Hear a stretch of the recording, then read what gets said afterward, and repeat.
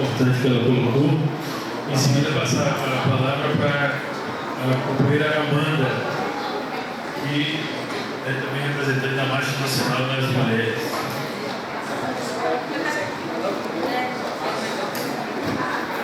Boa tarde. Boa tarde. Nossa, que aula. A todas e todos, meu nome é Amanda, sou militante da Marcha Mundial das Mulheres e da União Nacional por Moradia Popular. Hoje eu contribuo também na assessoria da deputada estadual Maria do Carmo.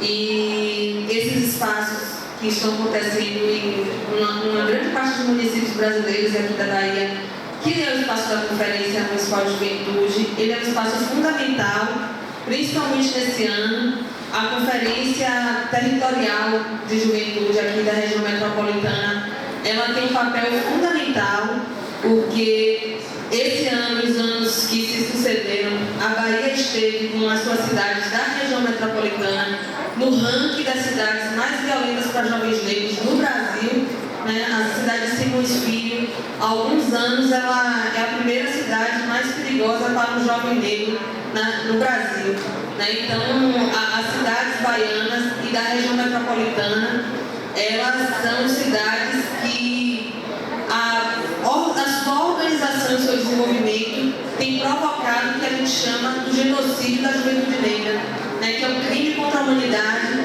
Tem sido números expressivos. Você fala que morrem 30 jovens negros em fim de semana, e a gente se pergunta que modelo de desenvolvimento é esse que não leva em consideração a existência da juventude, né? E a gente não está falando de qualquer segmento da população. Nós somos a maior parte da população. O Brasil ainda é um país extremamente jovem. A gente está caminhando para ser um país que envelhece, né? Mas nós somos um país onde sua juventude é a maior parte dessa pirâmide social. Nós somos a maior parte das pessoas, né? E na Bahia, a maior parte dessa população é uma juventude negra, né? E o que tem representado, que modelo de desenvolvimento, que modelo econômico, político, social, cultural é esse que nosso Estado vem se desenvolvendo, que o impacto desse modelo repercute diretamente na existência ou não da nossa juventude negra, né? Então, essas conferências, elas têm um papel fundamental, que é repensar o próprio modelo de desenvolvimento e do processo de trabalho no lugar onde a gente vive, porque isso tem sido fundamental para a nossa existência nos territórios onde a gente vive, né? E Joana começou a fala dela aqui falando da questão do trabalho, e eu vinha lembrando de um debate que a gente fez na semana passada no Mata de São João, e a gente discutia como o debate sobre a juventude, numa perspectiva positiva, ele é recente no Brasil, né? E uma série de pesquisas e opiniões e artigos sobre juventude, eles, quando a gente chega no espaço e faz uma reflexão, que assim, o que é que vem na sua cabeça? A primeira coisa que vem na sua cabeça quando a gente fala de juventude? E quando a gente pergunta isso para as pessoas respondem com violência, drogas, né, polícia,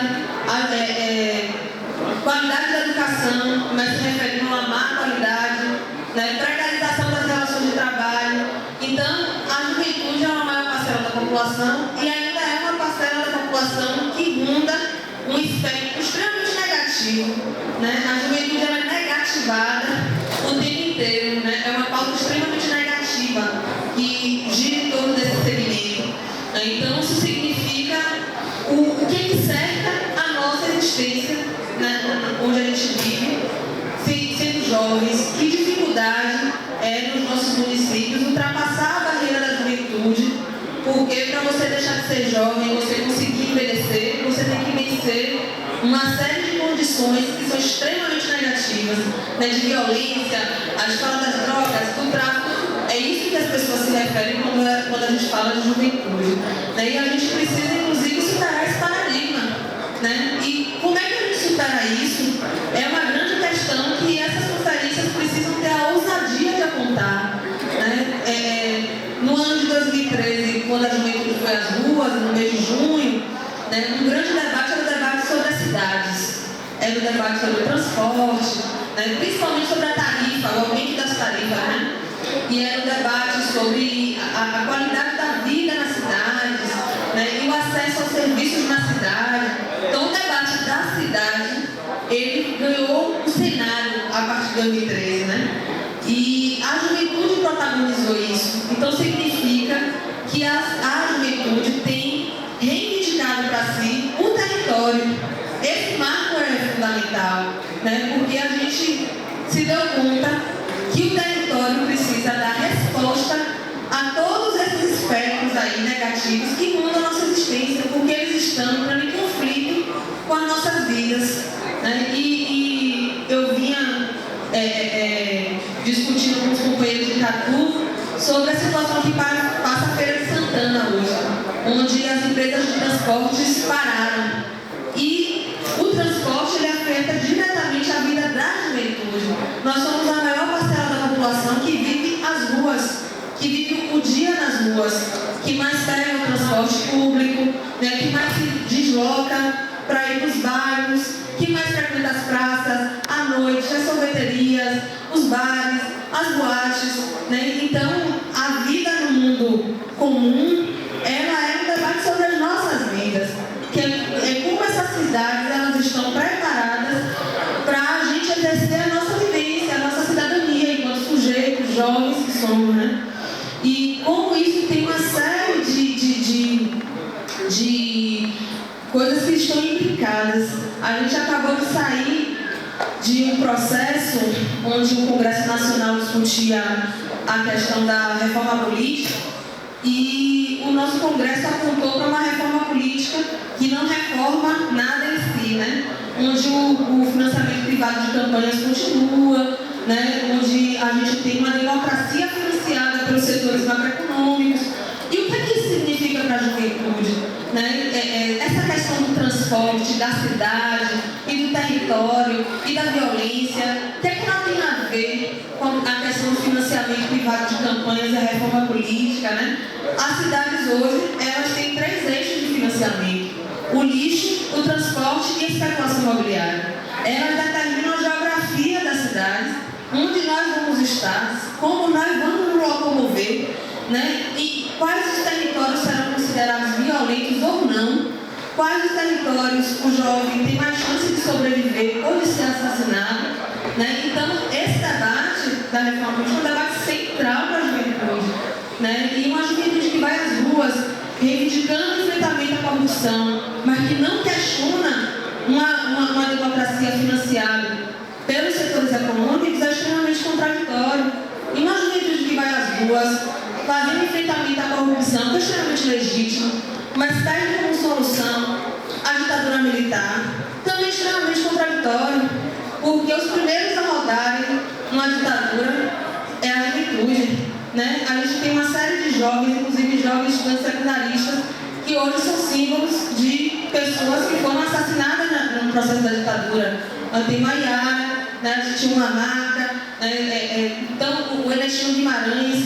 Então, como é contraditório você reivindicar, para dar soluções a essas questões que inundam a nossa vida, a ditadura militar? Então, nós estamos, inclusive, num período da história extremamente complicado, né? Porque todas essas inquietações, essas dificuldades, essas angústias que giram em torno da nossa vida e que a gente se move para pedir transformações, elas vêm tendo respostas que estão na contramão do que é necessário para que a juventude tenha cidadania plena, né? Para que a juventude ela tenha acesso e direito livre às cidades, para enfrentar o genocídio da juventude negra, para garantir que a juventude tem o direito a envelhecer e que as mulheres têm o direito a não enterrar seus filhos, né? Então, quais são hoje as respostas que estão em visibilidade na mídia, no Congresso Nacional?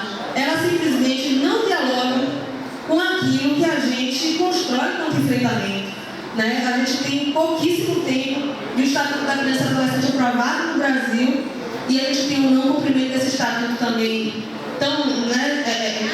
tanto tempo quanto ele, mas o que está na pauta do Congresso Nacional é a questão da redução da maioridade penal. Então, existe hoje um enfrentamento organizado à juventude no Brasil. Essa é a reflexão que eu faço, né? Existe um enfrentamento aos direitos da juventude no Brasil. E essas conferências porque nós precisamos dar resposta a essa agenda que está colocada, que não é a agenda das nossas vidas. E qual é a agenda das nossas vidas? É esse espaço que a gente precisa construir, o espaço das conferências municipais, da Conferência Estadual, da Conferência Nacional de Juventude, né? A ideia paternalista sobre o jovem, que o jovem não se interessa, né? Que o jovem não quer saber da política. A superação dessa noção é extremamente recente, né? Quando a juventude pôde falar, formular, a partir de ser jovem, políticas que dissessem respeito diretamente à sua realidade. Né? Isso é extremamente recente no Brasil. A gente está engatinhando ainda em relação a isso. Mas aí eu queria deixar aqui para vocês uma saudação, não vou me alongar mais ainda, né? E dizer a vocês que levar o que é que pensa essa juventude de Candeias, né? Uma cidade que passa por um processo de industrialização de muitos anos e que também causa um fosso de pobreza muito grande quando essas fábricas fecham e as famílias ficam desempregadas e a juventude não tem acesso a emprego decente e a juventude começa a trabalhar muito cedo, sair das escolas e não consegue chegar à universidade. Né? Isso tudo, esse processo de desenvolvimento que não dialoga com o nosso desenvolvimento pessoal, né? Ela é muito culpada pelos números que a gente tem hoje na região metropolitana, nos termos da juventude negra. Então, queria deixar essa saudação e dizer como é importante esse ano, depois de um mapa da violência tão perverso, mostrando como a nossa região metropolitana ela é nociva para a vida da juventude negra, o papel que tem os municípios da região metropolitana em dar resposta a essa realidade. Né? Muito obrigada e vida longa e organização da juventude de Candeias.